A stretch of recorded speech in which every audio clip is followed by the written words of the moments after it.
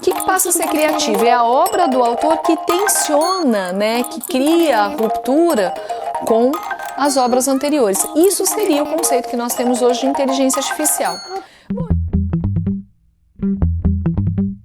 Sabe sobre o que refletiremos hoje, na aula da Daniela Portela? Sobre os limites do desenvolvimento da inteligência artificial. Sabe quem sou eu? Uma voz do Clipchamp, portanto, gerada por inteligência artificial. Vocês estão querendo limitar minha fala?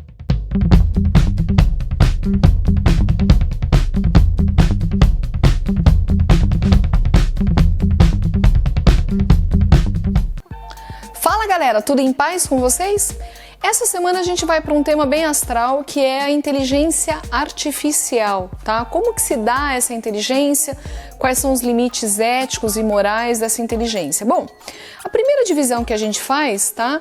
É entre a chamada inteligência artificial mesmo, tá? Que é aquela inteligência adaptativa que vem de um objeto não humano. Ou seja, um objeto não formado por carbono como a gente, tá?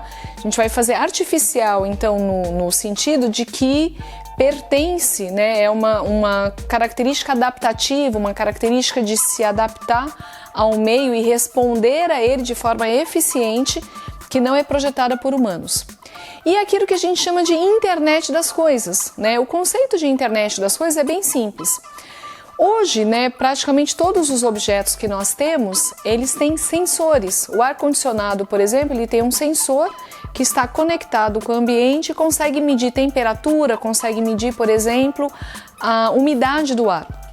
Se por um acaso essa temperatura sai da temperatura para a qual ele estava projetado trabalhar, ele se liga, desliga, tá? Ele se mobiliza. Esse tipo de sensor, gente, ele não é inteligência, ele funciona como os nossos 5 sentidos, né? Que são visão, audição, tato, paladar e olfato. Esses 5 sentidos são as formas que nós temos de nos relacionar com o objeto externo, tá? A internet das coisas diz respeito a essa capacidade de captação de dados. Agora, o que é um cérebro brilhante se não for abastecido por dados, né? O sistema de abastecimento de dados é a chave daquilo que a gente chama hoje de inteligência artificial. Bom, para entender o que é inteligência artificial, a primeira coisa que vem na mente da gente é definir o que é inteligência, tá? Entre as definições possíveis de inteligência, a gente tem a nossa capacidade de adaptação a uma demanda externa. Então a inteligência ela pode ser conquistada pelo menos de 3 maneiras, né? A primeira delas a gente sabe que é treinando. Você está num ambiente estranho, você não conhece, você vai jogar hipóteses. Aí, bom, eu vou contar uma piada X, eu vou ver se as pessoas riem, né?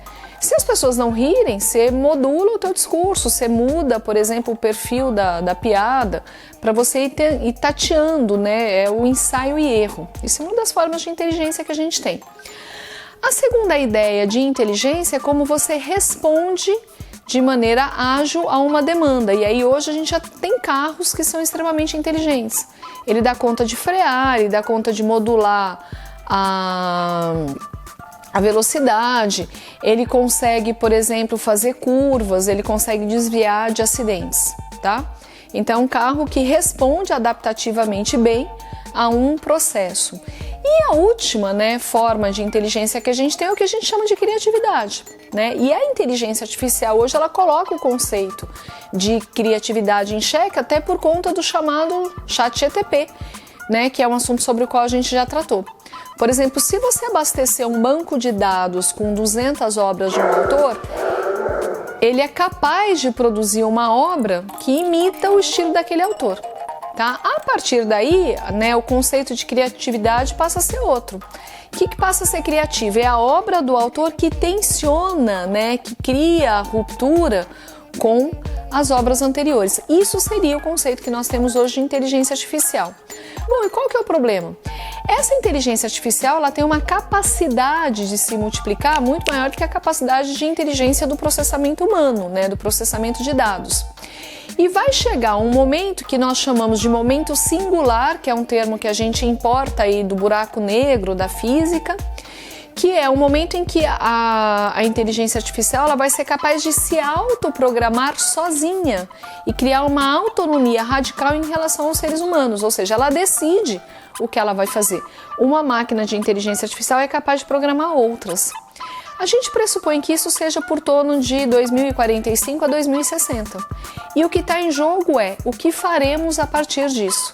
Se as máquinas vão ser capazes de tomar decisões com autonomia radical sem a interferência humana, e se a decisão for matar, por exemplo, todos os seres humanos, né? Como que nós faremos para nos defender disso ou como faremos para não chegar até isso? Esse é o tema dessa semana, é isso que a gente vai discutir. Boa aula e boa reflexão para vocês.